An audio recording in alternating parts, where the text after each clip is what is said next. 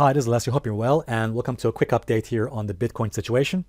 I woke up this morning, very early in the morning, as a matter of fact, before sunrise, and I noticed that the price of Bitcoin had finally managed to get above that 21 daily moving average there, which was delightful for me to see. As you can see right there, that's the 21 daily moving average, the blue line.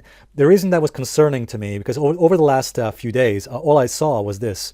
I'm sure that you, like me, were seeing the price of Bitcoin hugging that 21 daily moving average on the TradingView charts. That was getting a bit concerning, but finally today we saw Bitcoin rallying above that 21 daily moving average here and above the 9,800 level. So far so good. That's looking pretty good, and I'm sure you, like me, are pleased to see that. Another positive thing is that this bounce that's happening right now in Bitcoin is inside this time window that I mentioned to you earlier, this time window between the 20th and the 24th of February, which is also pretty good as well. Now, it is really important that we don't get too cocky and overconfident just yet, as I'll explain to you in this video. Before I do that, though, let me just show you what's happening on Litecoin. I've been keeping an eye on Litecoin for the last few days, and as I'm sure you probably already know, in the past, and as I showed to you in my previous videos, again, you can go ahead and watch that video that I posted in 2019. I explained why Litecoin has in the past been a very good indication, leading indication for Bitcoin. Notice that over the last few days, Litecoin has managed to close, well, at least get above the 21 daily moving average there, 3 bars now above the 21 daily moving average. And in fact, what's also interesting is that notice that this regression channel on my chart, I always draw these regression channels on my chart, and notice that after Litecoin dropped below this regression channel, it has now managed to climb its way, kicking and screaming, back inside that regression channel, which is actually quite a bullish signal. So the fact that Litecoin is now inside its regression channel and above its 21 daily moving average here, showing some strong momentum, that is actually a positive sign for Litecoin and potentially Bitcoin as well. Now, we have to be careful here because we don't know for a fact yet that Litecoin is still acting as a good leading indicator for Bitcoin. There is a probability, but it's not a certainty. So let's see if Bitcoin can also play catch up here with what's happening here on Litecoin. I think potentially it can. Let's go back to the chart of Bitcoin now. So going back to the chart of Bitcoin, all right. So far so good. We've seen the price of Bitcoin climb its way above the 21 daily moving average, above the 9,800 level here as well. But here's why we should be very careful, because Bitcoin is not in the clear just yet. Take a look at this chart over here, because if we just connect these lows that Bitcoin made, so I want to connect the lows of January to the lows of the later part of January. We just connect those two lows and draw a trend line.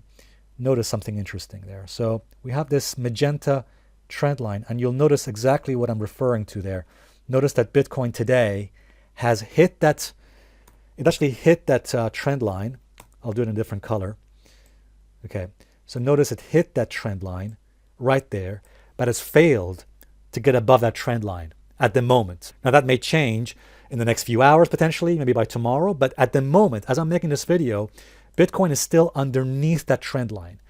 So not everything is in the clear just yet. So that's why I'm saying we should not get too cocky and not get overconfident just yet on Bitcoin. It has to clear, Bitcoin has to get above that trend line either today or by tomorrow. The quicker, the better. And it needs to happen within the time window that I mentioned to you earlier, at the very least by the end of Monday tomorrow. Latest by the 27th, but it really needs to do it much more quicker than that. So going back to my chart here that you're seeing, so it's stalling for the moment. It's just holding that trend line. And if we just go on a 4-hour time frame chart, notice that, yeah, you can see that right now. If we just draw this back, that's the trend line. And notice on the 4-hour chart, it climbed its way slightly above the trend line and just above 10,000. So once again, it hits above 10,000 and dropped back below it. Now, I know you're probably thinking that looks like a bull trap. Fine. The bottom line is, though, we don't know it's a bull trap just yet because we need to see what happens in the next few hours and by tomorrow, by Monday.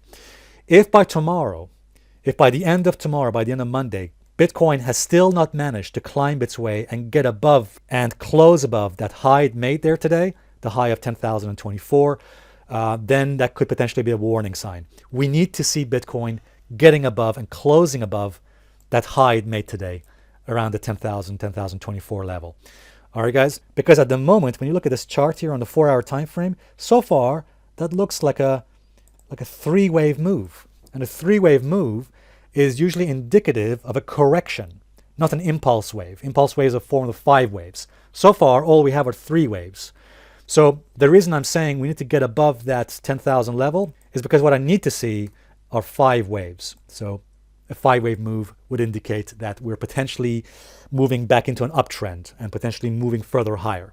So far, guys, we only have 3 waves, not 5 waves. So we've got to be very careful here and not get overconfident, not get too cocky just yet. So guys, in conclusion, if I am right, then my higher probability scenario is that we completed this pullback, this correction here on the 21st at this 34 EMA, and that we're starting this next major wave higher within this time window, or at the very least by the 27th of February, to potentially make new highs there. However, if I am wrong, and if Bitcoin fails to get above today's high, and if it falls below 9,600, in other words, if it falls below the support level, then it opens the risk. It opens the bearish scenario down towards the 9,000 level.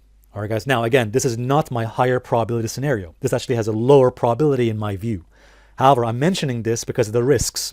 So my higher probability scenario, my preferred scenario, is still what I mentioned earlier, that we completed this pullback here at the 34 EMA, and that we're potentially starting this next major wave higher within this time window, or at the very least by the 27th of February. But again, for that to happen, we need to see Bitcoin getting above that high and getting above that trend line that I just mentioned to you a few minutes ago. Failure to get above the trend line in the next, by tomorrow, by the end of tomorrow, that could potentially be a warning signal for Bitcoin. All right, guys, just to let you know, I'm making a brand new video to be published very soon on my most bullish call for Bitcoin ever. And let me tell you, some of you, when you see this video, are probably going to say this to me. Excuse you? Yes, exactly. So that video should be coming around soon. And guys, if you haven't already subscribed, please make sure you do so now. And please also enable notifications by hitting the bell icon so you don't miss any of our future video updates. Thanks very much indeed, and bye for now.